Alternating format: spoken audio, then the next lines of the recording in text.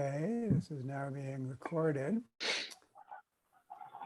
Okay, well, here's our two key words: prosocial, an orientation toward the welfare of others and one's society as a whole. Oh, and if you could put yourselves on mute, please, so that we can get rid of background noise. And commons are resources belonging to or affecting the whole of a community. And so we spent our time in groups. Now we're on introductory comments by me. That's going to be followed by brief comments by current members of the Prosocial World community. I've got 20 people lined up. Open discussion, and then finally we'll talk about how we can get organized as a group. Okay, so as background, Prosocial World is a new nonprofit founded only 2 years ago. But it has a longer history. It's an amicable spin-off from my previous organization, the Evolution Institute. And in our 2 years, we've had spectacular growth, including a new major grant from the John Templeton Foundation that I'll be talking briefly about. The mission of Prosocial World is to consciously evolve a world that works for all. And that's extremely common. I mean, there's so many organizations that have prosocial missions. So in addition to that, we have a differentiator. Our main differentiator is that modern evolutionary science can contribute to prosocial objectives in all of their forms. That's what sets us apart from the so many other worthy organizations with a prosocial orientation. And there's something else that we can say, which is that the relevance of modern evolutionary science has only emerged during the last few decades and is still unknown to most people across all topic areas and all level of expertise. And so on the one hand, we have this extremely important body of knowledge. And on the other hand, so many people need to know about it. That's what we contribute to the prosocial orientation of positive change that so many of us have. And so I write a lot about this. It's including my book, This View of Life. This View of Life comes from the last passage of Darwin's Origin of Species, where he concludes, there's grandeur in this view of life. And he's commenting upon this explanatory scope of his theory, even way back then. Completing the Darwinian revolution means is that the Darwinian revolution is still in progress. And I begin the book by saying, whatever you think you currently know about evolution, please move it to one side to make room for what I'm about to share in the pages of this book. And I also say the Darwinian revolution will be complete when it makes sense of everything associated with the words human, culture, and policy, in addition to the word biology. And so many people don't really, I mean, that would make no sense to them. And part of our mission, therefore, is to actually make that more sensible to people from all walks of life. Why is this so new? In large part because the study of evolution became highly gene-centric for most of the 20th century. It was called the modern synthesis. Nowadays, I and actually others are calling it the Great Constriction, because for all of its explanatory scope within biology, it left out other variation, selection, and replication processes. So what's new is that evolutionary thinkers such as myself are going back to basics and defining Darwinian evolution as any process that includes the trio of variation, selection, and replication.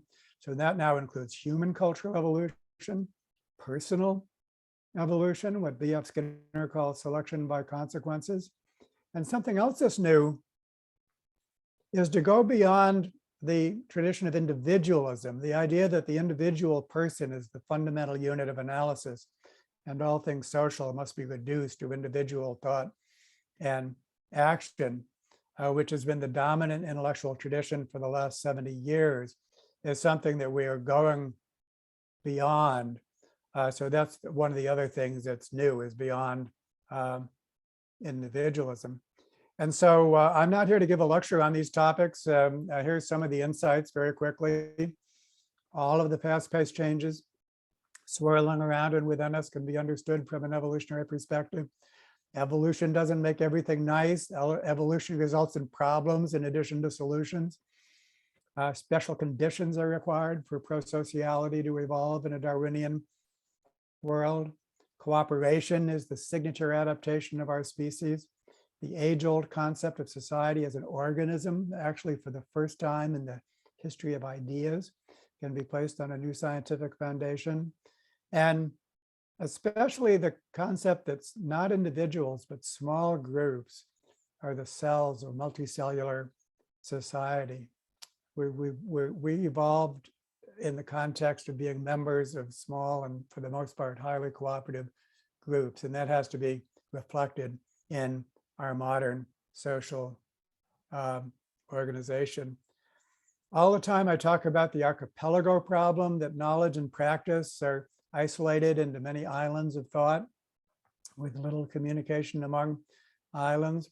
That means that often best practices and great ideas, they arise all the time and they spread on the basis of their success. But because of this archipelago-like structure, they come up against limits, barriers beyond which they are unknown. And so one of the main assets, added values of an evolutionary perspective is that it provides a common language that can be applied to all topic areas and scales. And fundamentally, all human social endeavors require two things. What all groups need are cooperation and adaptability. By recognizing those two common denominators, we can then operate in all topic areas and all scales. And so that's an amazing added value to the many best practices that are out there, but they're talked in more, they're framed in more local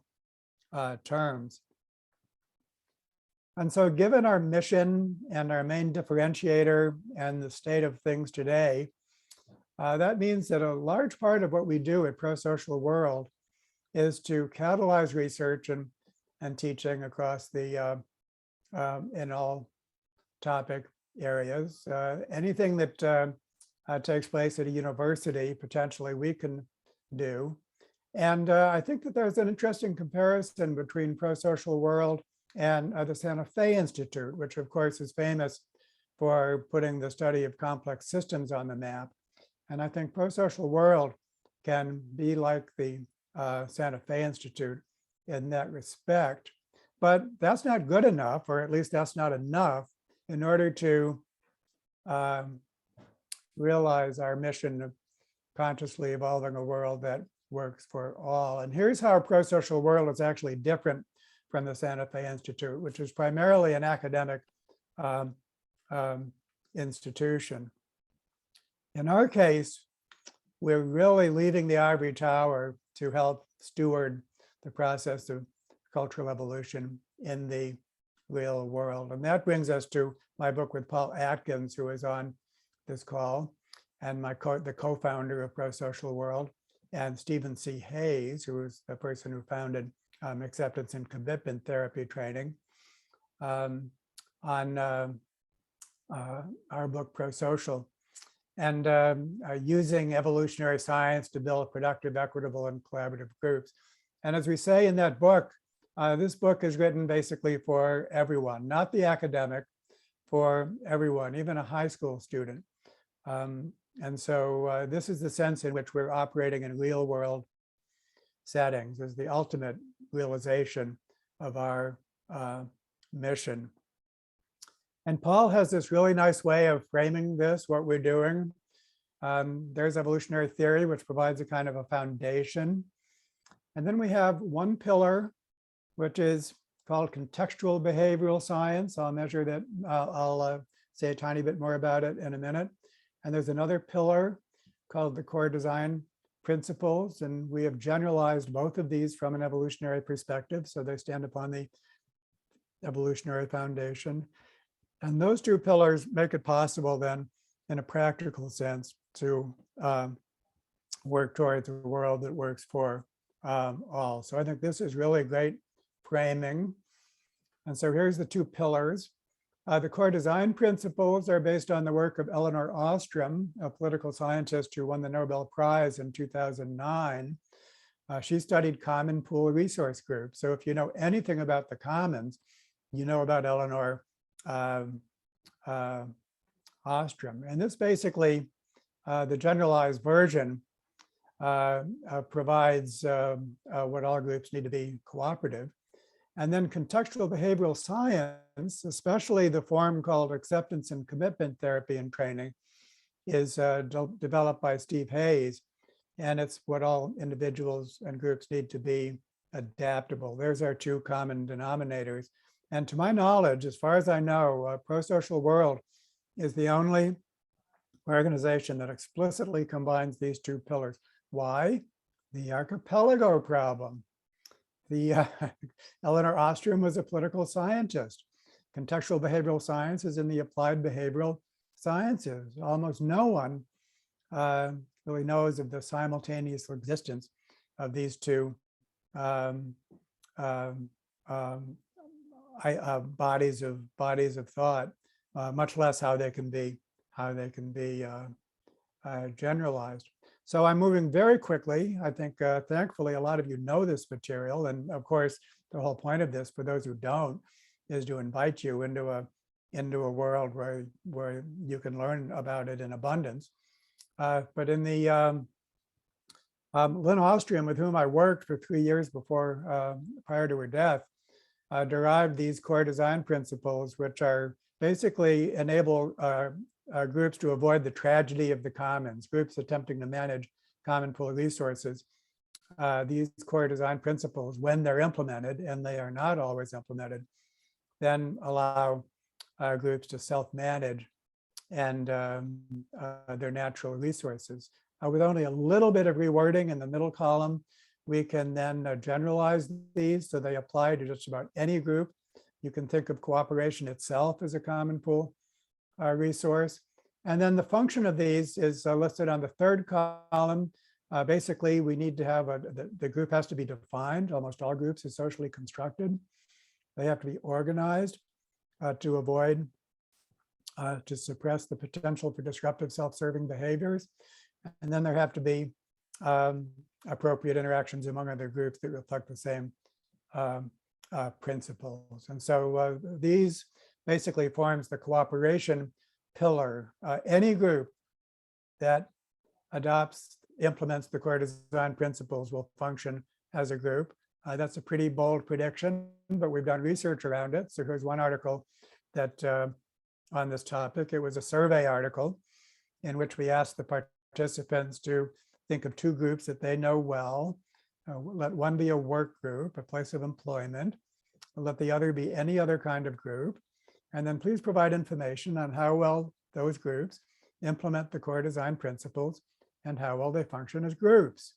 And the results were very strong correlations between the implementation of the core design principles and performance outcomes such as trust, satisfaction, needs, cooperation, and commitment.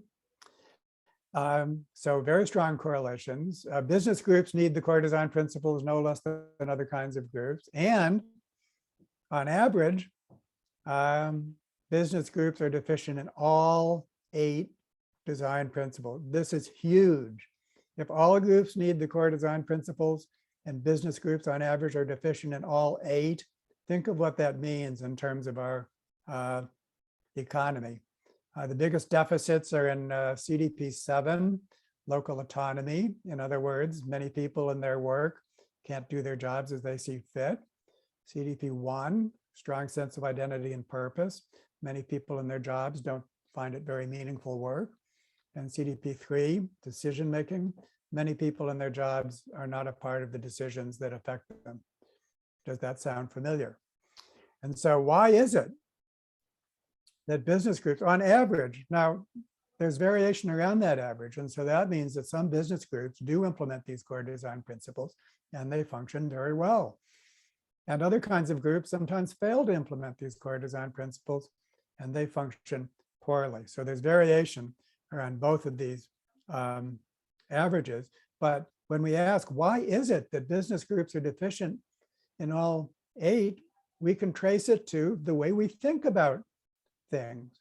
And it goes back to individualism, that if your worldview is that of Milton Friedman's, the shareholder value model, it will make sense of the world in a way which will actually result in massive violations in the core design principles. If your worldview is structured around the core design principles, then frankly, they become common sense. And there's all the research we need, including work done by Paul, reviewing the management literature that shows that these core design principles are needed in all kinds of groups, including businesses and all other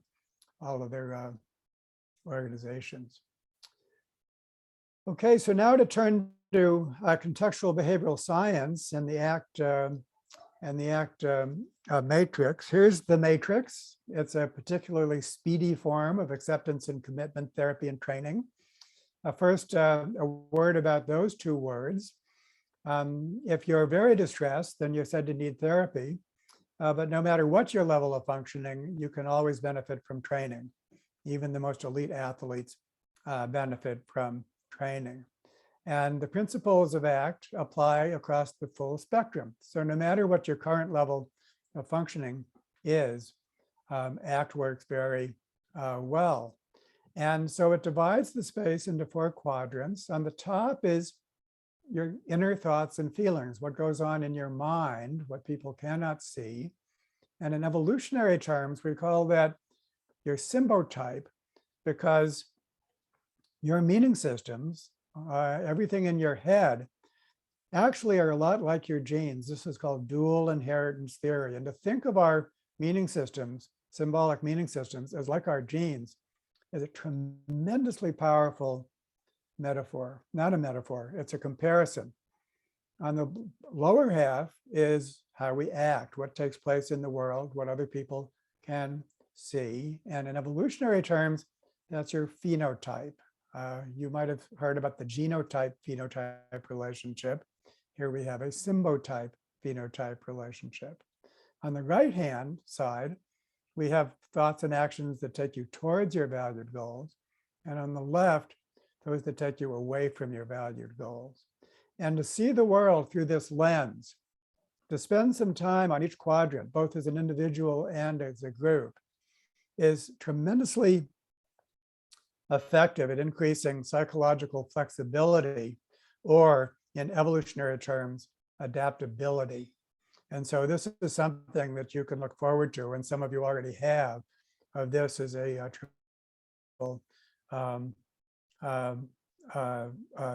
tool.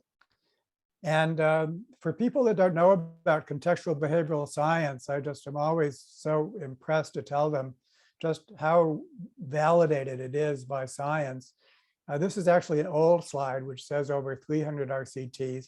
That now stands at over 800 RCTs and over 100 meta-analyses demonstrating the efficacy of these methods for a whole constellation of problems, some of which are associated with therapy, such as anxiety and depression, and others of which are associated with training, such as sports performance or academic performance. And let me just show you one. This is one of my favorite ones. And it was a study of public school teachers responding to a wellness program. Basically, they were experiencing burnout, with over 75% above clinical cutoffs for general mental health, depression, anxiety, and stress. And the treatment was to have them read a book. That's why it's called bibliotherapy. Read a book on acceptance and commitment, training and therapy, work through the exercises. That's it. The waitlisted treatment, which means that one half randomly divided into 2 groups. One group here read the book immediately. And we see after they read the book that they had an improvement in their mental health. This group waited until here to read the book, and then they experienced a benefit. But what I love most about this graph is the distinction between this and this. This is the follow-up. And so during this period of time, they did nothing. and they could have stayed the same. They could have relapsed, but instead they got better, all on their own. So what does that mean? It means that they had internalized something by reading the book, and they were continuing to practice it, and they got still better on their own. So that shows you how powerful these ideas are. There's other studies with called micro interventions. 15-minute intervention actually has a measurable effect, for example, on the relationship of couples. And so this is an amazing literature that so many people don't know about, and is and all of us can basically benefit anyone. Okay, so I'm almost done. What remains is I need to describe Prosocial World in its current form. And then finally, the Prosocial Commons is a new addition to Prosocial World. As we've seen, part of what we do is we're establishing an overarching evolutionary worldview, what Darwin called this view of life. Our magazine, This View of Life magazine, is a big part of that. It's like basically an online extension of my book. It's been in operation for about 10 years now. And it's such an amazing resource. Well over 1,000 articles have been published, many by myself, and many of them reflecting other activities such as workshops and so on, which actually led to that content. We're organizing an entire scientific research community, learning experiences at all levels. So I think of it as a global university. Maybe we'll call it Evolution U. That includes both the faculty and the students, with no barriers to entry. I find that, as someone who spent my life as a professor, tremendously liberating, if you want to know the truth. And I have been at this a long time. And so I know from abundant experience that it is possible to teach evolution in a way that basically conveys its explanatory scope, all the way back to the Evolution for Everyone course that I started at Binghamton University, and then getting student comments routinely, not just myself. Many people are teaching it this way, that basically they get the explanatory scope. This course provides evidence that evolution is evident in everything. It revolutionized my way of viewing problems. This can be routinely done when it's taught in the right way. And then, of course, Prosocial World is actively stewarding multi-level cultural evolution in real-world settings. This is Paul's area, with others like Robert Stiles and many, many others, including some people on this call. We've trained over 650 facilitators and 35 nations, funded projects, close working relationship with the ACBS, with over 10,000 members worldwide. So I think this is conveying a sense of how we're actually able to work in real world settings worldwide, and are starting to. On the right is one of our first studies with Beate Ebert and Hannah Bokori in Sierra Leone, which helped to basically rapidly evolve cultural solutions to the Ebola epidemic. An amazing story that's captured in this video case report. So we've developed a number of focal topic areas: schools and youth, business management and economics, health, spirituality, regenerative culture, including regenerative agriculture. Some new foci are prisoner reentry, and Gary Shepard is here to talk just a little bit about that. Digital governance is a new focus for us, and we can develop in any topic area driven by interest. That's what the generality of an evolutionary perspective means. With the JTF grant is just going to bring us to a new plateau in terms of our capacity to develop our field approach to cultural evolution.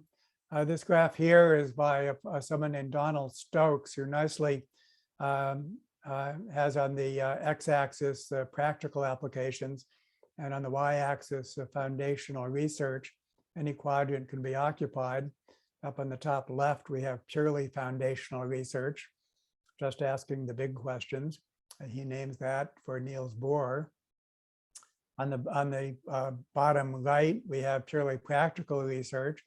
He names that for Thomas Edison. And on the top right, he has use-inspired research. He names that for Louis Pasteur, who made fundamental contributions to microbiology in addition to curing diseases. And so that's the idea, is that you can score high on both simultaneously, high on practical applications, high on basic science. And so we're, with the help of the JTF grant, are going to go a long, long way towards populating the Pasteur quadrant for the study of human cultural evolution. Okay, now finally we get to the Prosocial Commons. What is this new group that we are forming? We call it a support and engagement group for Prosocial World. And the ideal prosocial commoner, if that sounds strange to you, then you should know that commons enthusiasts use this term with pride.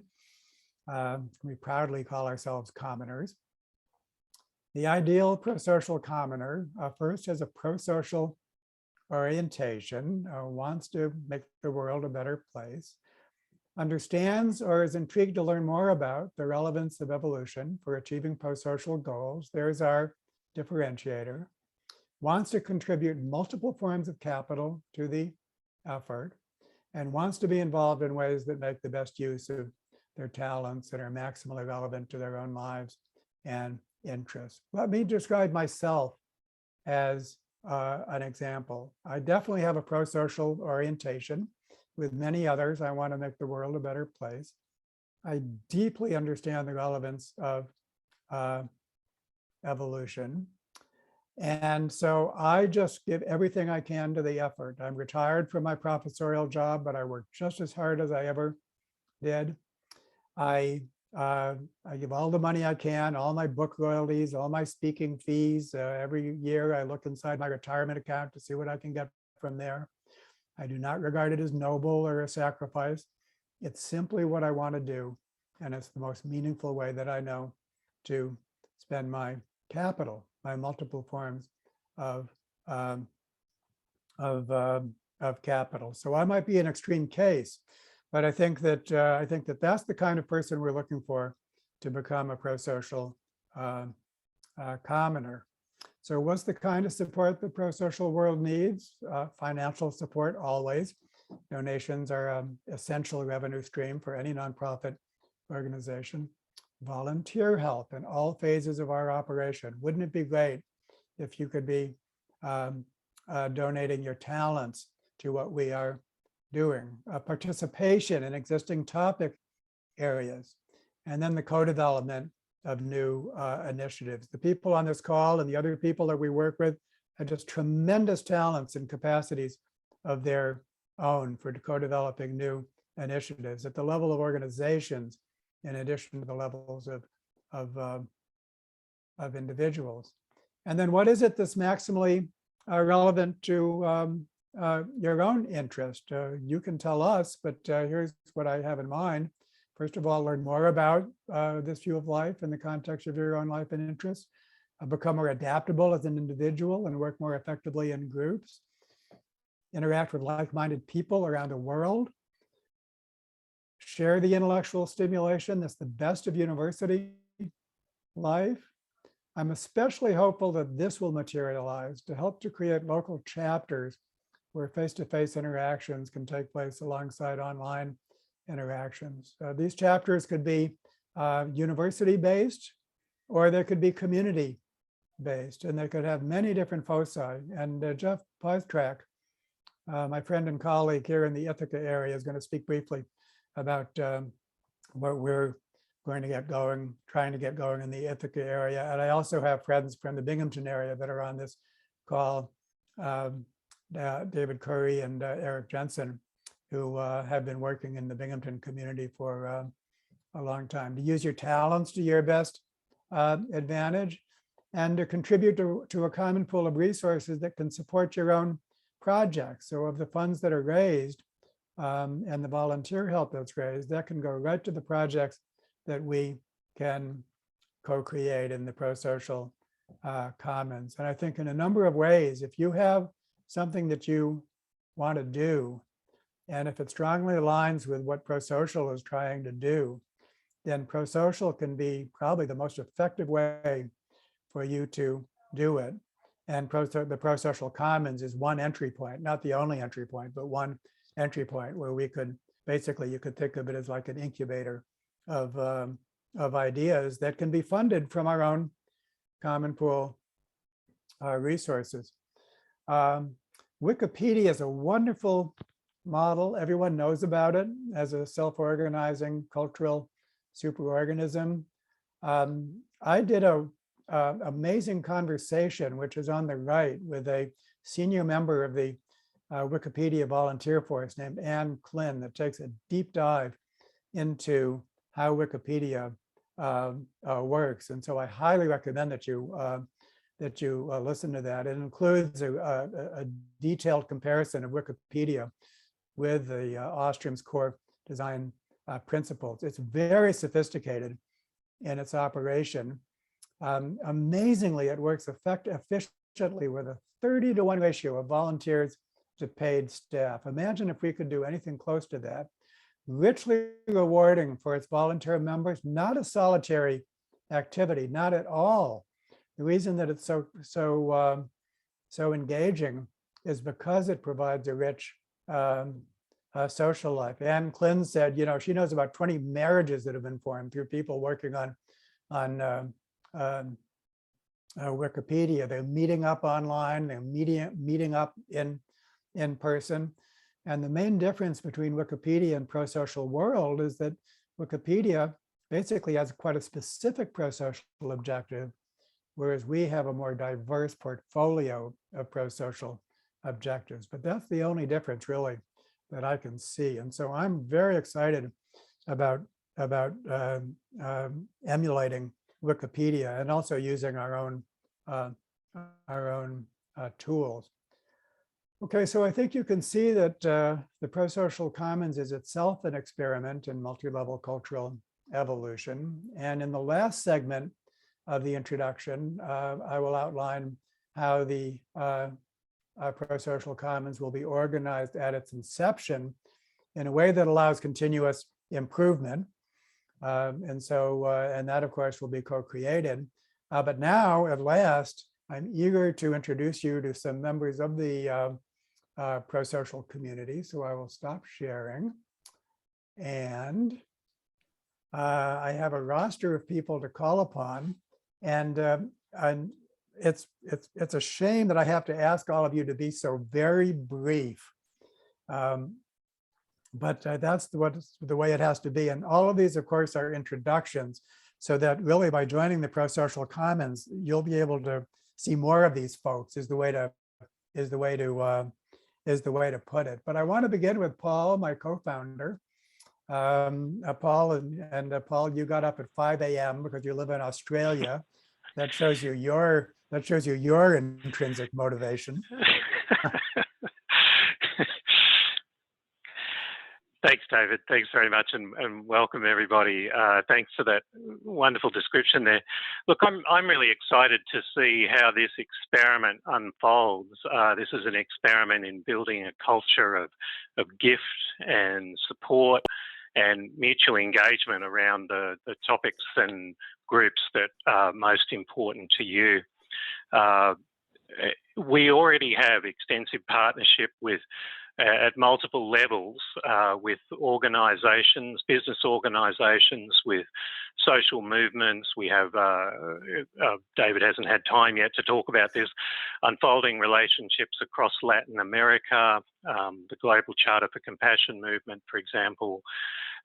Many universities are looking at using prosocial as part of their curriculum or as part of helping to organise small groups. We've got partnerships with all sorts of regenerative organisations and, of course, many schools and youth organisations as well. And as David said, increasingly we're working with the Web 3.0 organisations, of distributed autonomous organisations, open source social networks and so forth. So it's a really exciting time because all those organisations provide opportunities for us to provide engagement opportunities for people. If you get involved in learning more about prosocial or about cultural evolution in general, we, as David pointed out, we are all about practical implementation with our partners and really helping to make a practical difference in the world. So I think that's all I need to say. I know there's many others that David would like to call upon. Thanks for coming. Okay, thanks. And again, Paul is the chief trainer. And then the prosocial training is open to all. And so, you know, if that's the direction you want to go, then there's a pipeline right there, Paul. I don't know if you want to say more about that, but if somebody wanted to, you know, get prosocial training by you or by others, how would they go about doing that? Thanks, David. Well, access our website. If you click on training, it'll take you to a subdomain called courses.prosocial.world, where the information there is there. We're completely redoing how we're organising I'm really hesitant to call it training because it's really much more about experiential learning in the process of learning by doing prosocial. But yeah, we're building out a whole bunch of introductory webinars that participants in our network can deliver. So including members of the Prosocial Commons, we're really hoping that, you know, interest areas will emerge that allow people to end up in public webinars that we can promote for those groups. We're building out learning journeys. We have one scheduled at the moment called the Experience Prosocial Learning Journey, a general one, which is an 8-week engagement opportunity where you'll actually go through the prosocial process and experience a little bit of what a prosocial group feels like and looks like. There's other ones called action labs that we're developing that are more for intact teams that want to work together. And of course, we've got more extensive facilitator training programs. In the learning journey space, we've got ones in the pipeline for intentional communities, for distributed autonomous organisations. That's going to be a participatory action research project, most likely. We have another one for business organisations. These are all in current development. After this call, I'm getting off to help organise the business learning journey that we're hoping to host. So lots and lots of ways for you to get involved. If you want any more information about training or educational opportunities, please contact courses@prosocial.world. Thank you. Awesome. Okay, so now I'm going to call upon Mila Ariello. Mila came into our lives about a year ago via Joe Brewer's Earth Regenerators. And Mila, are you here?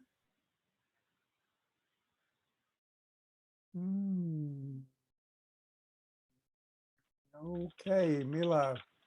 See, I can't see. There's so many people that I can't see. So I'm going to go on to the next person then. Who I know is here is Andy Norman, who really represents the kind of intellectual offering that we provide, and we want to provide much, much more of.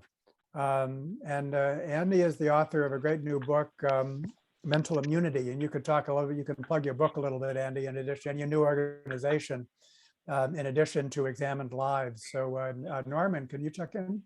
Andy. Thank you, David. Nice to meet you all, if only virtually. Again, my name's Andy Norman. I applied Darwinian ideas to understand why some people become comparatively immune to misinformation and disinformation, and why other people become more susceptible. So I think we can understand how the mind's immune system works and thereby take critical thinking to new heights. And I think that's the key to surviving our post-truth moment. Talking to David about ways that my organization, called the Cognitive Immunology Research Collaborative, can work with Prosocial World. And I'm proud to be part already of the prosocial community through a discussion group I run called Examined Lives, where we explore life's big questions from an evolutionary and a philosophical point of view. in ways that I think are really richly stimulating to everyone who's become part of it. I'd invite you all to get involved with that if you'd like, and get involved with Prosocial Commons more generally. It's a wonderfully conceived project that has a lot going for it, both scientifically and in terms of how we can create a better world together. I hope you'll all join us. That's great. Thank you. Thank you. And thank you everyone for being so marvelously concise. Difficult for all of us, but Marilyn Hamilton, are you here? I am here. Yay. Okay. Just surprised Hello, that you're calling Marilyn. us. Hi. Okay. Hello. Hello. Tell us about yourself and Integral City. So yes, my enterprise is Integral City Meshwork. So I've been thinking about the city in evolutionary terms for a couple of decades. Now with the prosocial framework, I'm experimenting with it in many places. I live in Findhorn Eco Village in Scotland, and we have a great need for new governance. And so the Prosocial Commons is something that I'm introducing here as we're actually starting to common some of our facilities here. So lots of things to weave through, even also with Indra Adnan and the work that she does with Alternative UK. So it's wonderful to think that evolution is an alternative, but I think we have much choice about it. Absolutely. And Findhorn, of course, is one of the iconic intentional communities, and intentional communities around the world, including the transition movement, we've been working with to a degree and want to work with more. So thank you, Marilyn. Noel Boyland comes next. Noel, we're going to go back to business here. Hi, thank you. Yes, as David suggested, I do work with ethical systems and helping companies, organizations become more ethical and pro-social. Background with working with David in Prosocial World, about 3 years ago, the founder of Ethical Systems, Jonathan Haidt, who some of you may know, I know has worked with David for many, many years. And Jonathan is, of course, for those you know him, one of the world's top social psychologists. And Ethical Systems is one of his main projects. And our mission is to further the research on how to improve ethical cultures within companies. So the prosocial method, which David, you spoke about, and Paul, you spoke about as well, is one intervention that we really want to get in there and test within companies to what I'm sure we'd find is show how effective it is at improving cooperation and ethical behavior within companies. I also, as I mentioned, took the prosocial training that Paul led, and not only did I learn a ton, as I think back on it, it was a good experience for my well-being. So one of these learning experiences where not just do you learn a lot, but you kind of come out of it feeling more relaxed and more energized at the same time. So thank you, Paul. I know you did that all without psychedelics and over Zoom. So really appreciate the magic there. Full stop. So that's so great. Kim Willis. Kim, are you here? Hi, yes, I'm here. Hi, everyone. My name is Kim, and I was really drawn to Prosocial because I was very involved with Terry Patton's organization, the New Republic of the Heart. I see Emmanuel Kunzelman here, who is a supporter of that group, and that group shares a vision of a movement of movements. And so I've also been very involved with a lot of other groups, trying to find where are the connection places, where will things overlap, and how will groups come together to initiate this movement of movements. And I look forward to meeting and working with a lot of you. Yeah, that's so great. And Terry Patton, some of you know, passed away very tragically recently. I actually did 2 podcasts with him shortly before that, and was struck by, first of all, how gracious a person he was, but secondly, I mean, how he was trying to create communities. And there's this barrier, really. It's overcoming individualism that so many of us, even the most pro-social of us, are, you might say, brainwashed into thinking that we must deal primarily with individuals. We try to transform them kind of as individuals, and then we hope they go forth and they act in a compassionate way. But the idea of working with groups, not individuals, is a huge transition that we're trying to accomplish, and that Terry was trying to do too, I think, with forming essentially the equivalent of a congregation, of a church congregation, but not with traditional religious worldview. And so I'm so eager for that transition, and that's a good segue to Jeff Pystrak, my friend and colleague right here in the Ithaca area. So Jeff, can you log in, please? Yeah, I'm here. Thank you. Nice to meet you all. I've been a fan of Prosocial and David's work and Eleanor Ostrom's work for a long time, and I had the pleasure of taking the non-psychedelic Prosocial facilitator class with Paul a couple of years ago. And now I'm interested in applying this to community and economic development in the Ithaca area where I live and in New York State. So anyone who's in, looks like I just got muted. Can you all hear me now? Yep, we're good. Oh, okay. And I'm also interested in applying it to local and regional food systems development. There's a lot of different tribes who are interested in that area of development from multiple angles. And I think Prosocial would be a great way to bring them together to evolve our food sheds. And COVID certainly has made us all more aware of how fragile that can be. And I think I'll leave it at that. I'll put my email out here, and I'm hoping that we can create some groups on the Commons where I can connect with others that share these interests. Yeah, this is back to having chapters, local chapters, where we could actually meet up face to face, hopefully with the pandemic permitting. And that'll be so great. And so I'm so hopeful that will happen in my 2 neighborhoods of the Ithaca area and Binghamton, and all around the world, really. I think the more we could actually have local chapters of all sorts, then the more vibrant this will become. Oh, there we go. There's a campus patriotism rearing its ugly head there. So next, PJ Manny, who is a well-known science fiction writer who came into my life only a little while ago through a project called The Science of the Noosphere. So PJ, lovely to see you here. Can you check in? Yes. Hi, everybody. So yes, I'm PJ Manny. I'm a science fiction writer. And this whole process has been really fascinating. David doesn't know that I was a big fan girl of his for quite some time because of his work with the Evolution Institute. And I also follow Cleodynamics. I'm a fan of Peter Turchin's. So I incorporated that into my science fiction, which led me into certain communities, but it also led to certain epiphanies on my own part about how we tell stories.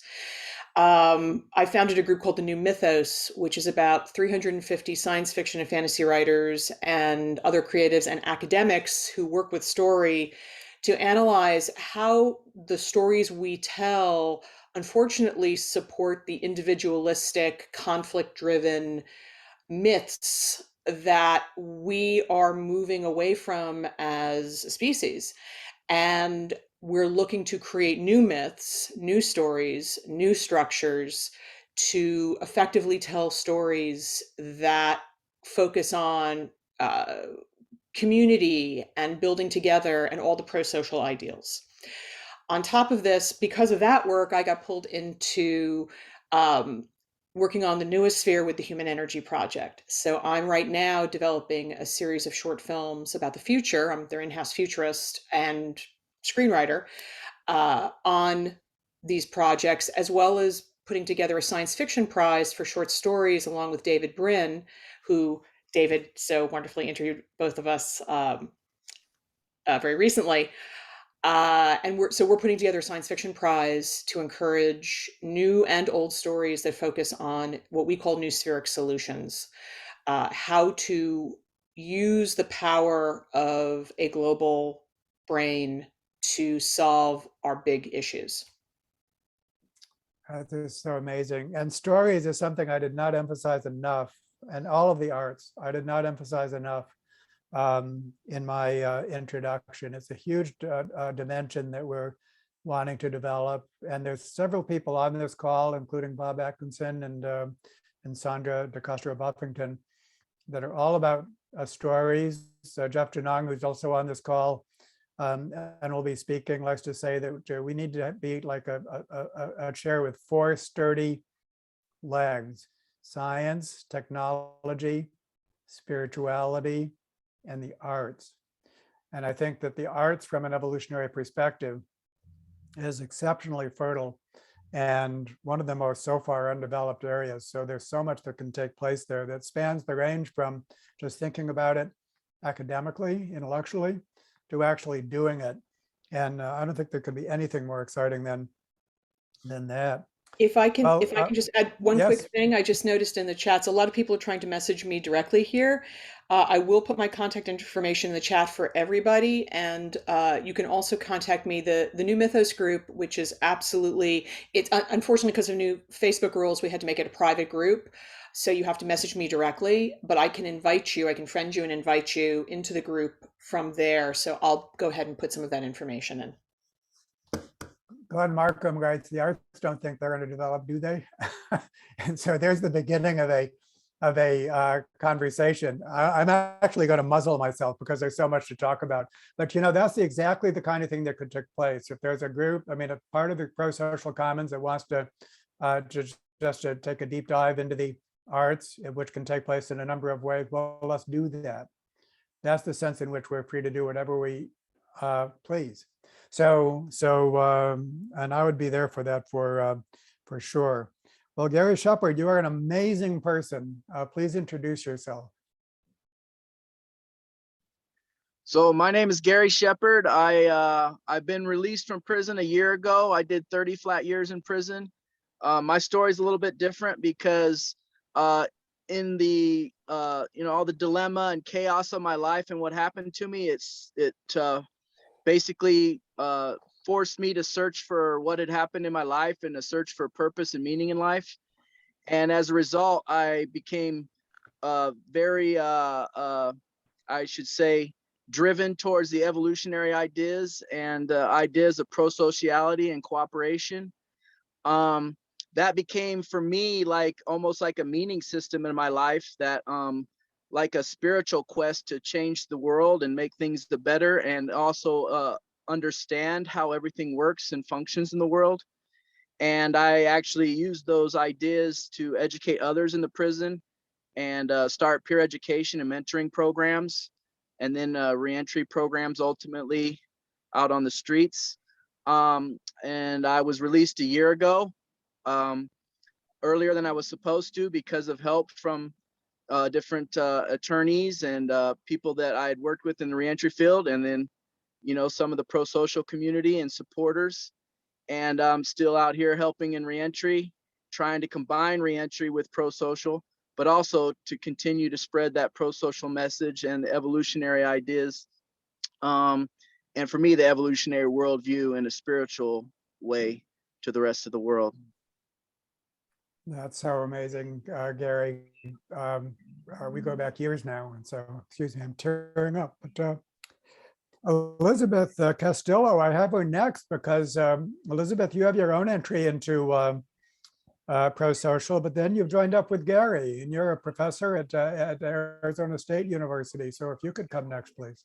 Sure. Yeah, I teach organizational leadership here. My background is in nonprofit, so I was inherently interested in prosocial. But I realized more and more as I got into it that it's the business world that needs to learn how to be prosocial, not nonprofit. So then when I learned about the Evolution Institute and Eleanor Ostrom's work, I just thought we need to start teaching our students this, working on revamping business education, and then connected with Gary. And so we're doing some community work here and hope to get a chapter started here for this, David. Yeah, so I just, it's just amazing. Just to hear these listed, each one is amazing, but to think of them in combination with each other. Stu Lindman, our next amazing person. Thanks, David. Yeah, I'll begin with a personal high point. About a year ago, David invited me to participate in an interview with him about his first novel, Atlas Hugged. And so that was a personal high point, getting to chat with him about that. I'm a child and adolescent psychiatrist, and I serve as the medical director of a school-based partial hospital program for kids with diagnoses on the autistic spectrum. We're located in Pittsburgh, Pennsylvania. I also serve as one of the peer-reviewed ACT trainers for the Association for Contextual Behavior Science, which is kind of the umbrella organization for ACT and for the Matrix. We've really, to the discussion in the chat earlier, we've really woven the Matrix into the fabric of our organizations as a procedure for change. So we use it, for those of you for whom it's relevant, we use it for case formulation. We use it for professional development planning. We use it to track and take notes during meetings as a way of tracking what's going on functionally during meetings. So it's really a procedure for change in our organization. We're also really weaving prosocial into what we're doing. We have a project going with Robert Stiles, where he's helping us look at how do we envision values-based governance in our organization a decade from now. So it's a kind of managed evolution around values. And he has a procedure. Again, it's another change procedure for looking at an organization. And so for those of you who have that kind of question, Robert's procedure, I think, is very useful. He has basically 3 interviews that help set the stage for identifying a key question, interviewing key stakeholders, and beginning to formulate a plan for change. Ours happens to be centered around value-based governance. Thanks, David. Yeah, and one of the most validating experiences for me is to have people that are so accomplished and well-trained in other organizational, clinical psychology, just people that are just, so accomplished, and with their existing training, for them to see added value in prosocial, in the 2 main pillars of prosocial, is highly validating for me. That includes Stu and Robert Stiles and others that have been others mentioned. That something is, that there's something there when people that are already highly accomplished find something that, in addition to their existing toolkit, and of course their existing toolkit remains important. And also the way we're organized is there's all of these kind of cross sections, so that there's Stu in a kind of a health sector, by virtue of training courses and the like, mentored Gary and Elizabeth in these training courses. And so this is what it means for there to be no silos. And so that's part of what's on offer here. And by that token, Yuki Kuramaya, could you please take your turn? Thank you. Just briefly, thank you so much. I'm already passionate about bridging the cultural gaps and disseminating specifically the prosocial specifically in my cultural group, which is in Japan. And right now forming Prosocial Japan, I hope it's okay for me to say that, with trained facilitators, and also disseminating the prosocial within Japan. Our culture is really unique. We are supposed to be collective and respectful and loving and harmony. However, we have such an unspoken rules where if you break the rule in a slight way, you are out of the village. All of a sudden, there's nowhere else for you to be. So it's already quite different balance that you will see in the different cultures. So that's what we want to explore as a group, as a part of the small cell within the prosocial world. I also want to, I'm trying to bring in a prosocial world in a behavior analytic society, where we see the behavior changes through the lens of selection by consequences. And that's where we need to kind of explore more, because we will see the behavior changes in one small organization, when individual to the group of the context of where the groups of people are. And that's what we do. So two things I'm trying to kind of do more with the help of everybody here. Thank you, David. I mean, so amazing. And I think part of completing the Darwinian revolution is a true appreciation of cultural diversity. Some of you might have heard the acronym WEIRD, White, Educated, Industrial, Rich, Democratic, an acronym coined by Joe Henrich at Harvard, which shows just how peculiar weird cultures are, and 95% of science and scholarship takes place in those cultures. And so we really have to appreciate cultural diversity that extends way beyond what we're accustomed to. And so that's the kind of thing that we could learn. And we're working directly with one of Joe Henrich's postdocs named Helen Davis, has started a nonprofit called One Pencil. She works with indigenous communities in Africa and South America, and really studies scientifically side-by-side comparisons of children in these indigenous communities, some of whom are having formal schooling and others who are not, and looking at the cognitive changes in their development. And also through a nonprofit, then extending formal schooling in a way which is not disruptive to the indigenous cultures. And that's one of the organizations that we're working with. So we are at the forefront of academic thought about cultural diversity and applying it. That's what it means to occupy Pasteur's quadrant.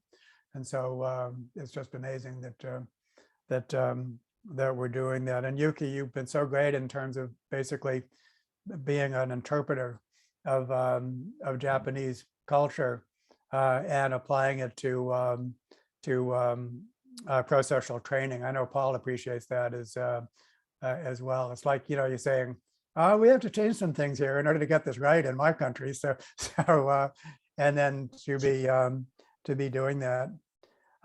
So thank you, Yuki. Ron Nazer, you're next. Ooh, I hope Ron's here. I am here. Yay. Thank you, David. Yes, well, we've been a long collaborator with David on this work of cultural evolution. And we launched the first MBA in sustainable management in the country. And the basic idea was that rather than a separate course, that we had environmental and social justice as a core question in every discipline, from accounting to management to all the rest. And what we found so compelling about David's work in prosocial is the scientific basis and showing the evidence of it. And when David showed that one picture, it captured it all, where you had Milton Friedman as opposed to Eleanor Ostrom. And I took a screenshot of that, David, and that should be on the side of every business school in the world. I'll just conclude with this. If anybody doubts the power of the business mind, first of all, Alfred North Whitehead said that the social behavior of the community is dominated by the business mind. And there are 12,000 institutions in the world that are pumping out thousands and tens of thousands of MBAs each year. We think this is the message that we think is so important to understand, that this is not just another tool, it's a way humans have actually developed to thrive. So thank you, David, and we continue on with the MBA mind. And it is Presidio. You need to, your organization is Presidio. Yeah. It's Presidio Graduate School. As I said, we were the first, they claim we're the first in the world. And so please direct all young people, because we think the language of business is universal and we think it needs to be broadened. Or as one poet said, the language of business is too small for its tasks. And the language that David is bringing to us and Prosocial is bringing to us is to expand our horizon and our language. In mobile, we're always looking for innovative ways to save you money. So you can keep paying $15. Who is that? Thank you. Thank you, David. Was that like a paid advertisement? That was not me. I want you to know I had nothing to do with that. Thank you, David. So thank you. And Cheryl Janae, you are up next. And I think you know Ron. You're a friend of Ron, so Indeed. you're part of the circle. My goodness, I'm sorry. I had no idea you would ask me to speak. We're in Hawaii, and so it was very early in the morning, and I'm not showing my picture. But I'm I'm working with Russell Janae and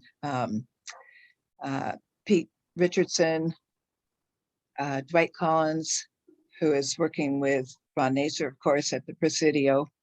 And we're working to develop a workshop in November to explore the ways that our evolutionary past has brought us to the point where we are, and what might be the most beneficial places to assert, maybe not pressure, but assert a particular emphasis to see if we can kind of move the ship in a little better direction. So sorry, I wasn't prepared for that, David. No, that's fine, Cheryl. Yeah, You but did thank fine. you. And you and Russ have done great things in the past. You organized a conference in Hawaii on evolution and religion that was actually quite catalytic. Yes, we did the evolution. I was there. And it was quite catalytic in terms of organizing that field. And the idea of catalysis, the rates of cultural evolution are not fixed. They can be changed by orders of magnitude if we know what to do, is a favorite theme of mine. Okay, Ben Spalas, you'll be the youngest person in this group. Oh, cool. Yeah, I didn't know I was going to give an introduction either. My name is Ben Spalas. I'm 19 years old. I'm a freshman undergraduate at the University of North Carolina. And I don't know, there's a lot of projects that I'm working on. There's a lot of things that I have on my calendar that I'm very blessed to be able to be a part of. But primarily how I introduce myself to people is I say my core values, or my North Star, the principles that I find important is 4 words. It's live to help live. In other words, that means to me to make the world a better place by helping people live more fulfilled lives. And so I talk to a lot of people. I'm a part of a lot of projects. One of those projects is I'm part of Prosocial Youth. I work with Peter and Hannah over here as well. And so I'm going to be working on creating a fellowship with these people. And yeah, I'm really passionate about Prosocial Youth as well. Prosocial World's vision, world that works for all, is very close to kind of the things that I want to be doing with my life. But yeah, right now I'm just kind of exploring around. I explore a lot around ACBS and those communities, and I'm always trying to branch out. I've sent like 4 emails already, and if I'm doing my job right, then I should be sending more. Oh yeah, and I pester David a lot, and I sent I annoy his email box as well. So but yeah, that's kind of what I'm here to do, is learn and talk with people, and yeah, those 4 words: live to help live. I think one of our most exciting objectives is is Prosocial Youth, in which these can be basically groups of young people led by young people. Think of the energy that can harness. And I'm gonna put my email in the chat, and like, take a risk, please email me. Yeah, absolutely, absolutely. So we're getting close to the end here, but we have a few more. We're going to go in the direction of spirituality with Kate Roach. I don't know if I can follow Ben. That was awesome. Of all I'm excited about here. Thank you so much for those 4 words leading into prosocial spirituality. One of the initiatives I've been working on. I'm looking at my screen. I can see right next to each other Jeff Janung and Kurt Johnson, who sort of, unbeknownst to one another, were kind of nudged in the direction of bringing prosocial into partnership with Contemplative Life, which is contemplativelife.org is a web-based community that Jeff Janung and I have been working on for a few years, but thanks to Kurt Johnson, the great connector of all life, has brought together these two wisdom streams of prosocial, specifically the 8 core design principles. And on the spiritual side, we've partnered with Wayne Teasdale, the author of The Mystic Heart, who was actually a dear friend of Jeff's and Kurt's, who sort of gave us this forward pass before he left the planet with the 9 elements of universal spirituality. So we have woven these two wisdom streams together, the 8 core design principles, which I believe are very organic to human flourishing, and these 9 elements that are universal. We're experimenting with that with small groups right now. We're forming cohorts to go through an 8-week program where we immerse ourselves in this, also with the ACT training as well, in order to bring groups together to fully integrate the ideas of the heart and the mind. You know, when we talk about the silos and the archipelagos, human beings are siloed and archipelagoed all the time. I know myself as a historian, you know, my training is in cultural history. You would think I would be able to bring these things to school with me, but nope. Check your spirit out the door when you come into the academic world. And then, you know, I devoted my life to the life of the mind, but go into a spiritual community, nope. Check your mind at the door. This is ludicrous. And I know, looking at your faces, not happening with this crowd. I'm really excited to see mind and heart, soul, spirit, and intellect, brilliance all together here. So go ahead and reach out to me if you're interested in going through one of these 8-week trainings. That's part of the first Templeton grant, and we'll be leading into the second Templeton grant. So very excited by what I'm witnessing here today on the screen, and looking forward to the Commons expanding and this is it. We're doing it right now.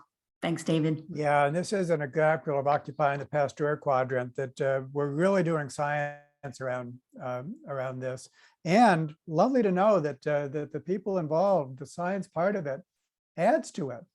The fact that they're engaged in an experiment does not detract from the, you might say, spiritual experience. It actually adds to it. And one of our new collaborations, which is especially exciting, is with the Plum Village Monastery in France, founded by Thich Nhat Hanh. And we'll be having some retreats there. And the title of that initiative, which goes beyond those retreats, is titled Spirituality, Science, and Action. Spirituality, Science, and Action. How those 3 powerful words can and should go together. And I'm sure that there's a lot of resonance in this group for that. And so that's yet another thing. Again, there's more than one entry point. Prosocial Commons is not the only entry point. It's a new experiment. Even if it wasn't taking place, you could enter this in a number of different ways. But the Prosocial Commons, I think, is a good way to enter it. So thank you, Kate. Okay, we're going to move to the built environment with Marcel Harmon. Marcel, if you're still here, you've been with us a long time. David, yep, I'm still here. So I'm a little bit about my background briefly. I'm an engineer with a PhD in anthropology and a bit of a background in cultural evolutionary theory, but focusing on optimizing how buildings and occupants interact with each other, as well as maximizing prosocial decision-making and behavior during design, construction, and building operations. And, you know, the ultimate goal is to have equitable access to net zero regenerative healthy facilities. And I had a small R&D team at a high performance building consultancy to help do that. And we've had varying success integrating different aspects of the prosocial facilitation course, which I've also taken and I highly recommend.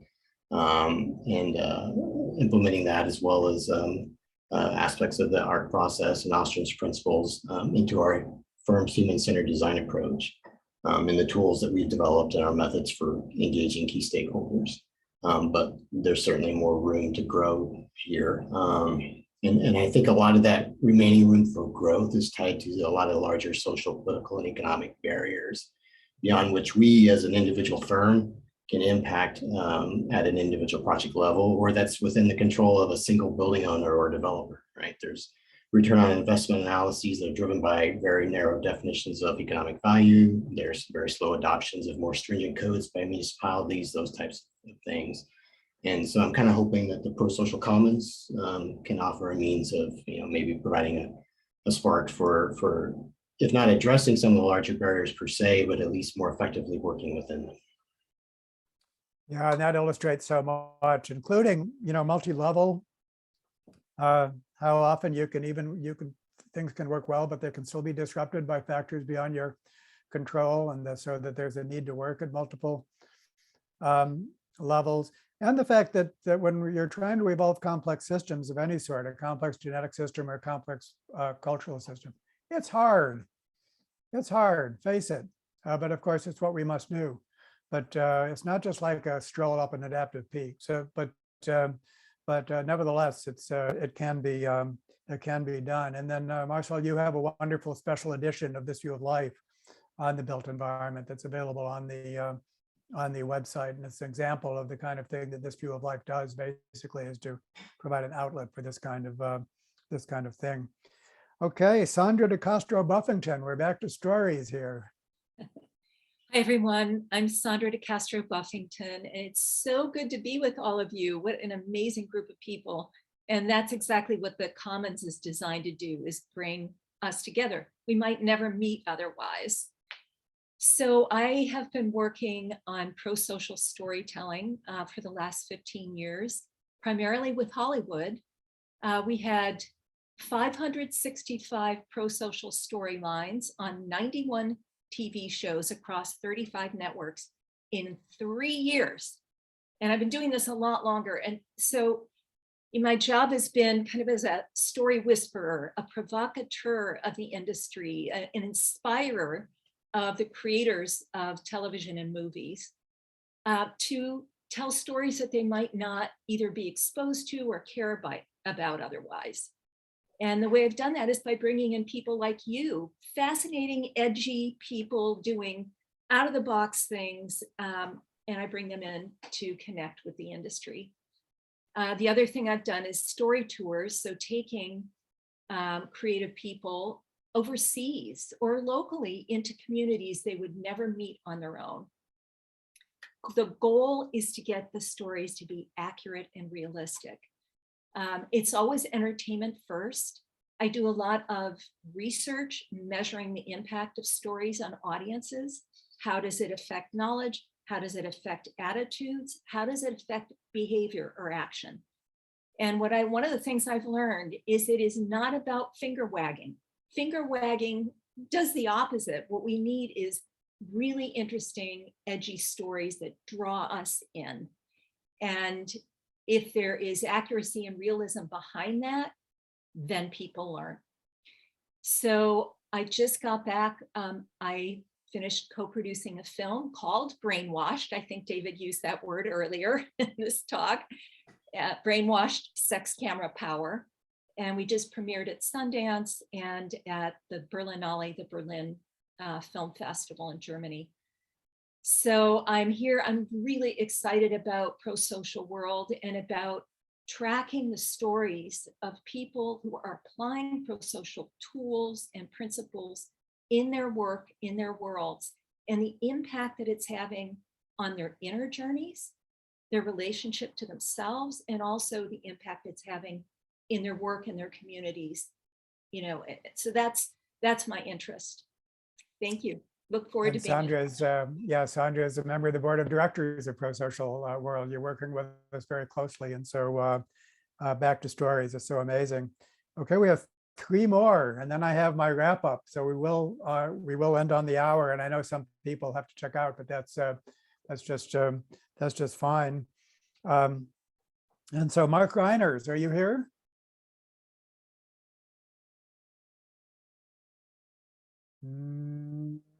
Okay. Ed Gibney. Okay, no introduction for me.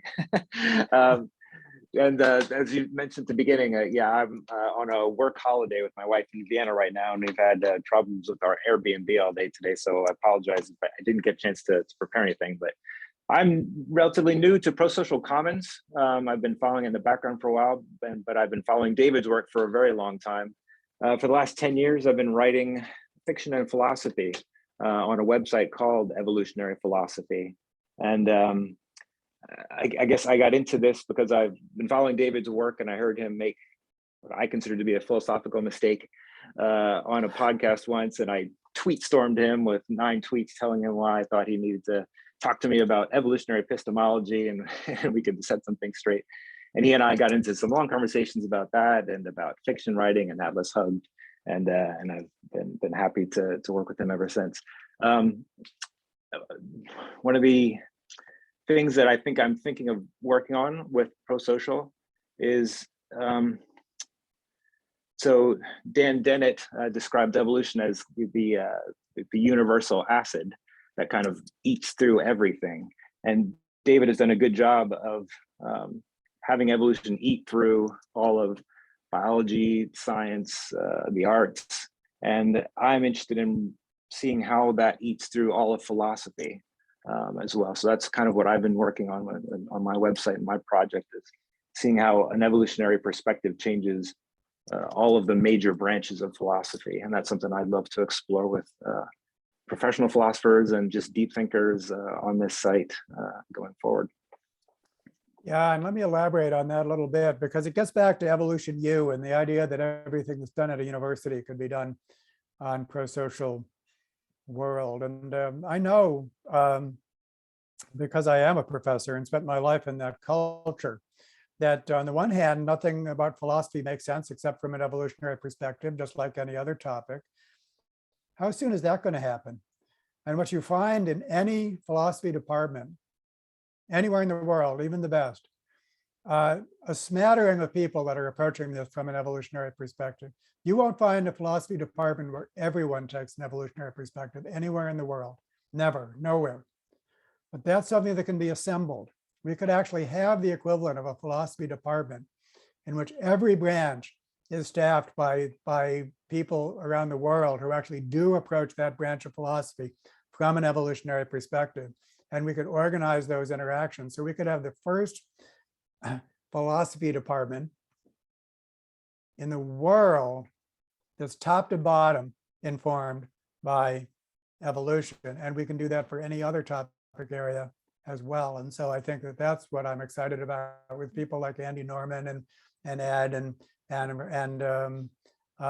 then whoever we can attract to the enterprise. So that's, I think, you illustrate this Evolution U aspect of Prosocial World and the Prosocial Commons.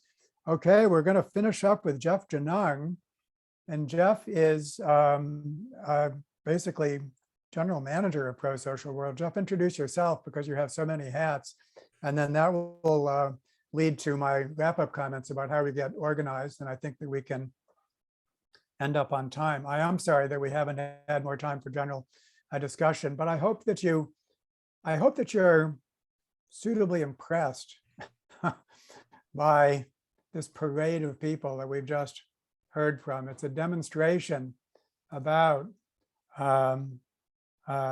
nothing about humans, culture, and policy makes sense except from an evolutionary perspective, the completion of the Darwinian revolution that we can bring together first through Prosocial World and then Prosocial Commons as a new experiment within Prosocial World. So Jeff, would you like to conclude this amazing parade of people for us? Sure. Hello, friends. And actually, I'm just a commenter, just like you, in service to this. And I love that we're approaching this with humility as an experiment. Because the truth is, we don't know how it's going to go, but we'll learn from each other how it's going to go. But I have to say that this is the highlight of my day. I don't know about you, but this is really inspiring. And if this is the sharing of the initial vision and the gathering of those that are interested in experimenting and going on this journey together now, imagine 3 years, imagine 5 years from now. Wow. Amazing. One of the things is that we are approaching it with humility. In the process of engagement, we don't know exactly what tools, what platforms.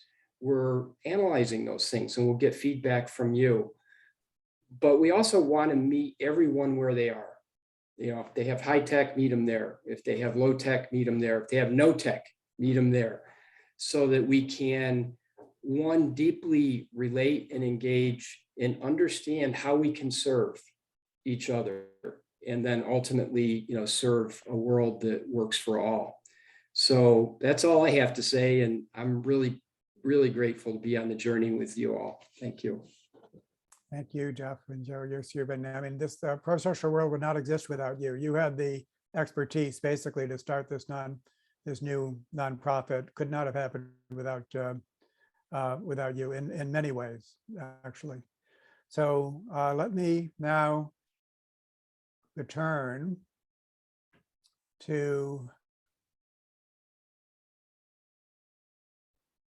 my presentation here, getting started. So how are we going to get started? To join the Prosocial Commons, please begin by making a financial donation. No barrier to entry, anything within your means. And if you truly can't pay anything, talk to us. No barriers to entries. Why do we have this? The rationale is the whole concept of a commons is that it's something that everyone contributes to. So everyone should contribute at least something.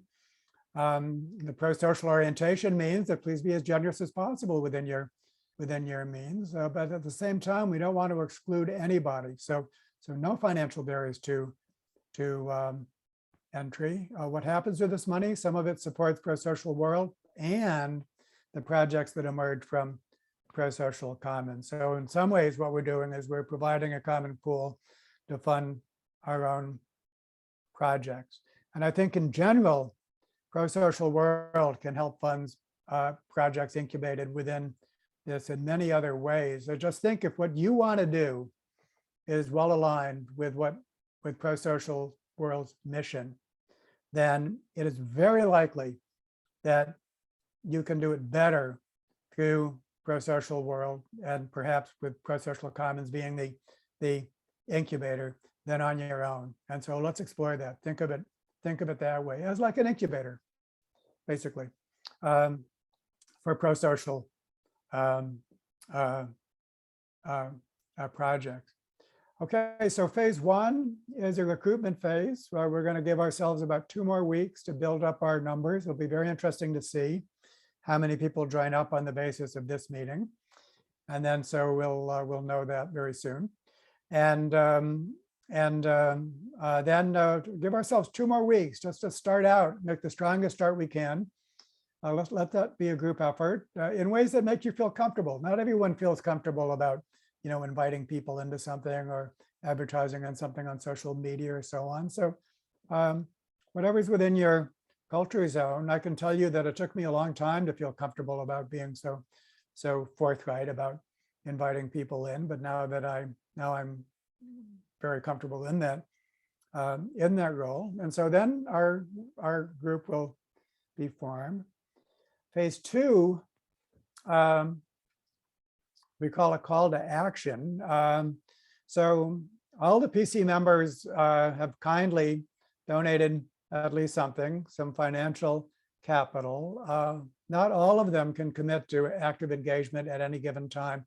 This is simply a fact of life and nothing to be ashamed of. And so what will take place is a call to action, and that will identify the members of our group who can become engaged for a 12-week period, which we're calling a generation. And the minimal commitment to becoming involved is you have to be able to attend a one-hour meeting per week, at least 1 hour of work between meetings. And please notify beforehand if you can't fulfill these commitments on a given week. We're all crazy busy, I know that. But in our experience, even people that are stretched very thin, if they want to do something important and they know that the commitment is what I've specified and that it's not going to last forever, they find time to do it. They carve out that time and they end up being very happy that they did. And so what we end up with is a group of people, and this, by the way, is the core design principle 2, the second core design principle, proportional cost and benefits, of people that really expect to contribute to the effort over that period. And those who can't are kept informed at all stages. So what takes place during the 12-week generation? The first 4 weeks are spent as a whole group. It's there that we get a more general orientation, that we could have the time basically to, in proper detail, to introduce the 2 main pillars of the CDPs and ACT, and we can decide how to divide into what we call sprint groups. We also call them action labs and learning journeys. We're forming our own vocabulary around this, and the remaining 8 weeks are spent in these subgroups, accomplishing concrete learning and action tasks. We regularly report back to the whole Commons, and then the generation ends, taking stock of progress, celebrating, and resting up for the next generation. A little bit like college semesters with their intersessions. And I anticipate that we can do 3 generations a year. It's about the generation of a mouse or a rat, I think, when I think in evolutionary terms. 3 generations a year is pretty fast. You can get a lot of done in 3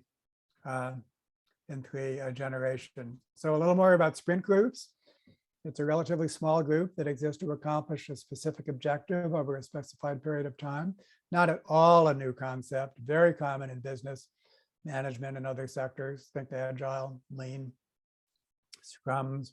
And I actually have an article with agile specialist named Laurent Alt, who's a member of Prosocial, on agile as a case study of cultural evolution.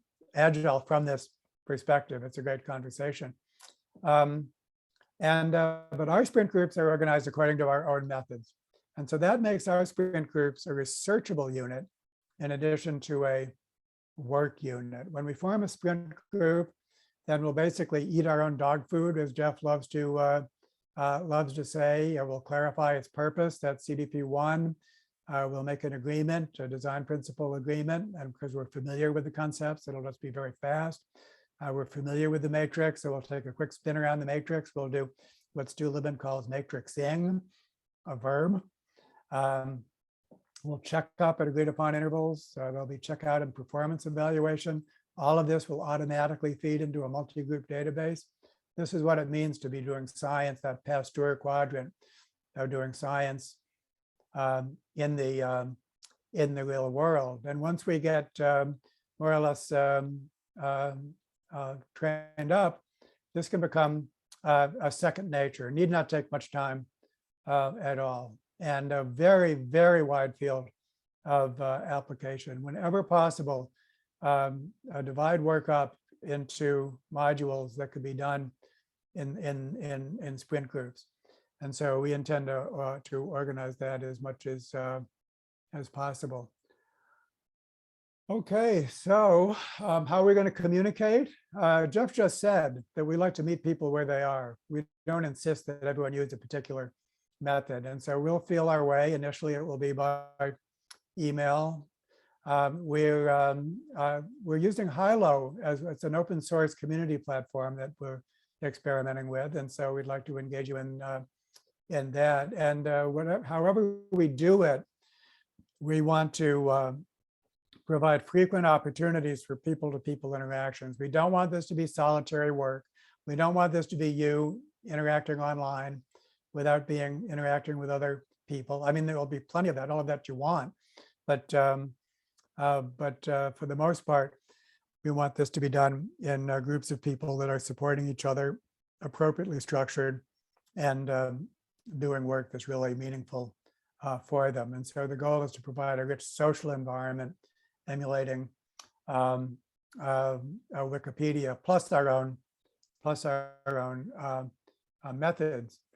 Okay, so our next steps. I was searching for an image for our next steps, and I came upon this one, which is an artist rendering of what must have taken place that left fossil footprints. And so there's fossil human footprints, which you can see are a woman with a small child who is periodically carrying the child and then letting the child walk. And so that's the story told in the footprints. And this is the artist's rendition of this trek 10,000 years ago. And so I thought that was a fitting image for our next steps. So please join the Prosocial Commons by making a donation. That then we communicate with you. I think that maybe the chat is there. We'll get you the link, but you can visit either of our two websites, This View of Life or Prosocial World, and just go to the donate spot. Please, anything within your means. Monthly is preferred. And within a few days, we'll start to communicate with you as a member of the Prosocial Commons. And if you would like to discuss matter further before making a decision, I'm happy to talk to you in person. So that completes my presentation. And we have 4 minutes left. And so I think that anyone would like to just speak up, do so now. Sorry not to have had more time for general discussion. Would anyone like to do anything say anything by way of just a final parting? Paul, maybe you'd like to actually come back if you're still here. I am, David, but did you have something in mind? No, it's just basically a checkout. Basically, how we're leaving the meeting is the way to Okay. Well, thank you all for coming along. It's been wonderful to see lots of old friends and also new. Please do follow up, and as the way David suggested, and join us in this effort to evolve a world that works for all. Thank you. Okay, great. Let me just Okay, make well, sure I understand. To join the Prosocial Commons, all you got to do is just donate. How does that link to joining the Prosocial Commons? I don't think I have joined. You will have joined if you donate, and then at that point we start communicating with you as a member of the Prosocial Commons. So that's all you need to do. Perfect. And that's just through the link that Juliet put in the chat. Probably so. Yep. Hi, David. Francisco here. Hey, Francisco. Haven't seen you in a while. Yeah, where are you? I have to see you on the screen here. Let me get you. Somewhere in there. Moving my hands. There you are. Hey, Francisco, how are you? Good. Later on, if you have a few seconds, I'd like to tell you a little bit about a book that Hank Pennypacker and I wrote about all of this. Okay, so we want to just share got that with. published. Okay, we want to share that with everyone. So actually put that in the chat, and that'll be we'll share that with everyone. Thank you. Yes. Peter, I think you have your hand raised. Yes, thank you, David. Lots of logistical details there at the end. So I just wanted to do a quick recast. You may join, and I put this in the chat if it's helpful to read it, but you may join the Prosocial Commons with no particular time commitment. And then at various times of the year, you can join an action group. And so we're united in the science, even when we all don't necessarily share the same interests or worldviews. And so we have this unity and diversity. And I think likely that the action groups won't need a general orientation every time. You can imagine you won't want to have a general orientation over and over again, but so maybe the general orientations can be offered at other times as standalones. And then the action groups can get right into action. So obviously there was a lot of details there, but I just wanted to give people the idea that the time commitment really comes when you become part of an action group. And just wanted to add that piece.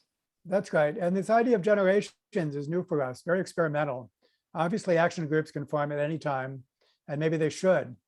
On the other hand, the idea that we sort of synchronize things into generations is, I think, has advantages, and we'll see.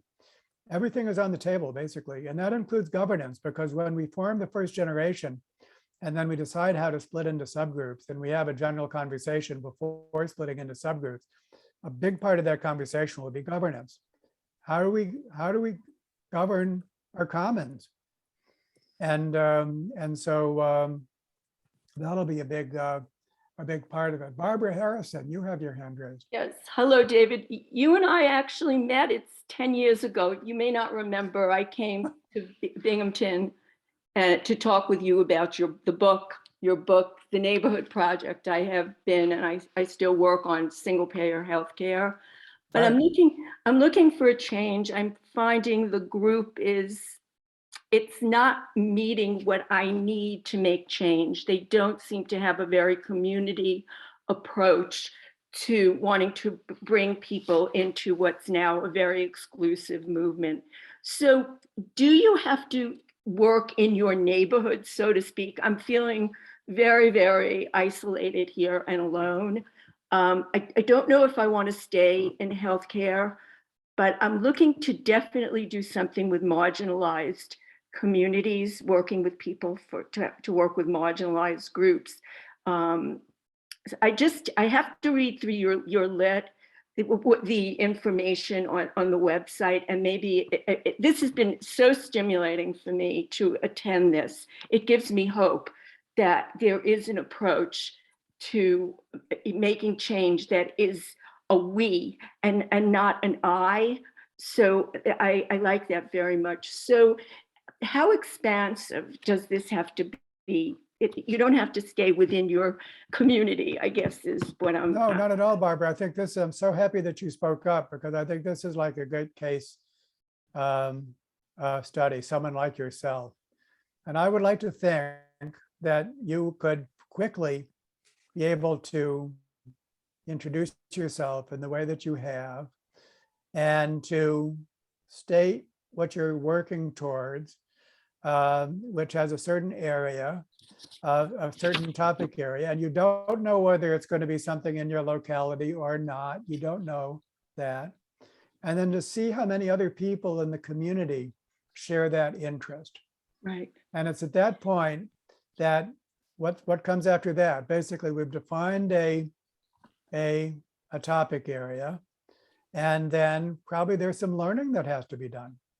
And so that would be a learning journey, or would be some learning experience that you would do together. It's at that point that, and then it would come time to act. And whether that action took the form of a chapter, as I described it, or something that was more virtual, it depends. Contextual, context. And it depends on, maybe the starting conditions are right or not. But basically we have the flexibility, there's adaptability in order to actually find a way forward, move around obstacles. That's the left side of the matrix. And to do it as a group, not as a solitary experience. And I think that part of the science of this is that we are such creatures of groups. We rely so much on social resources in addition to our personal resources. That's what's so toxic about isolation. And the brain and body interpret isolation as an emergency situation. And so as soon as you get people interacting in groups that are appropriately structured, can't be any group, must be appropriately structured. That's where the core design principles comes in, and doing very meaningful work. That is the most healthful thing you can do for the individual brain and body. And that group is a much more effective work unit than any individual can be on their own. And if that group is hooked up with other groups, that's multi-level selection. That's what we're trying to build. That's what we're trying to build. And the Prosocial Commons is one vehicle for doing that. I would love to see it succeed. And so I would just warmly encourage you to, basically start this experiment with us. Of course, you could always leave it anytime you want. It's low risk. Doesn't have to cost you more than $1 a year. So no barrier to entry at all. Check it out. Yeah. And then we'll see what happens. Are there any other raised hands? I don't mind going on. Of course, I know some people have to leave, but I don't have to leave. I can stay for our conversation. So So, and I'm finding difficulty seeing raised hands. So you could just speak up if you wanted to say something. Heather, say something. Tell us about yourself. David. I am a community person, and I grew up in a very small place, and I live in a suburbs, and I've tried different vehicles to build community. Most recently, I've joined the Grange organization, which has a rich history in our country. So I'm trying to build a community, and I think that this will be a great tool to get, hopefully to have a chapter here within or beyond our chapter. I'm not sure what it looks like yet, but I'm very happy to start this journey. I know Heather well, and Heather, you're a natural born communitarian, or if you're not natural born, it got baked into you very early on. And I've always admired you for doing what actually this is not comes naturally to me. I want y'all to know that I'm so often out of my comfort zone in doing this, but I think you are just more spontaneous about forming community. So I've always admired you that way. And also David Curry, my friend from Binghamton. Spontaneous. I like that. Yeah, that was. Yeah, hi, David. So I just have one thing to say, and it's in relationship to what you were just talking about. In the For the Good of All Now project, I hope that my work will dovetail with your work, and we'll start creating this in Binghamton and Ithaca with Jeff and et cetera. But the most important thing is the output, is how do we get change to happen? I think that's the big challenge. For me, I use Circle, which is small group, to develop shared wisdom that is then shared throughout the community in electronic form, if you will, wiki, whatever you want to call it, that kind of nature of things, but for the good of all, right? The common good. And that's the big change that's coming, I think, along with the macro shift that's happening towards wholeness, towards oneness. So I think these dovetail really well. But I think the output of shared wisdom is a really interesting thing, and get community shared wisdom that begins to communicate across the world. It doesn't have to just be in the United States. It's a very powerful concept that I see as very possibly housed it with Prosocial and at Prosocial. Yeah, and David, I'll just take the opportunity to say that you're a veteran of this, goes back longer than me, and my efforts in Binghamton, the Binghamton Neighborhood Project, which was mentioned, goes back to about 2006, and so it's hard. I mean, you were trying to create a food co-op in the food desert in North Binghamton. I had my projects, and one of my biggest discoveries and disappointments was even when you can succeed, you can fail. So in one case, we built a program for at-risk youth, a school within a school for at-risk youth that succeeded spectacularly. We had a randomized control trial. We had all the numbers to show it, and it still didn't survive because of factors beyond our control, in particular, a new school superintendent that had an authoritarian decision-making style. And this is almost everyone's experience, that a change in real world settings is very, very difficult. And I think that now we're, 12 or 13 years later, and what we built here, I think, in many ways has been designed on the basis of that experience, so that we actually can succeed, or at least our prospects for success are better with what we have built. And of course, there will be failures, but that's that's the way it is. Well, friends. I just Yes. have one question. David, when you did the food co-op, did you, I have a storytelling workshop that I wrote for healthcare, but nobody was interested in doing it. They to work especially in rural and marginalized communities, and storytelling to me brings people into the conversation. But you also need to do research, about the community that you're going, to work with the workshop, so that you understand where they're coming from as best you can. Of course, form relationships, trusting relationships, and have those people in the community bring you into the conversation rather than you act as an intruder, is what I call it, because that, looks them the other. You look like, an educated person and they're the other, what do they know?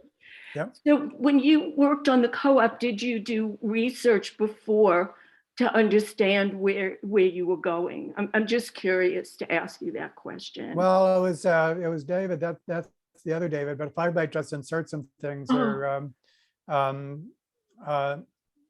this is another great example of the Pasteur quadrant, and there's some wonderful methods based on storytelling. One in particular called active sense making, where storytelling actually becomes the method, that when you engage people, it is in the form of having them tell stories and then going from there. And the cultural distance you were talking about, the idea that we want basically the people who are doing the training or facilitation or whatever you want to call it are from the same culture. So to minimize cultural distance in Latin America, for example, we're making sure that we endogenize the training system, basically. So because that's huge all by itself. So these are some of the lessons learned, and we're back to storytelling again and again as something which can be both, of course, a mode of existing, and all the arts. That's not just not just storytelling, all of the arts, but also that we could be state-of-the-art scientific research at the same time. Right. So that's, for me, that's very, very exciting. Well, I think that probably this has been a wonderful feast, and I think that, and I look forward to continuing with all of you. And so, and with growing our numbers during a recruitment phase. And so wouldn't it be great to start out with, oh, I don't know, 100, 200, 500? I don't know what's possible, but I'd like to think that's possible, especially with a couple of weeks more to recruit. And when we'll be in touch with you if you decide to join, and we'll basically continue the conversation from there.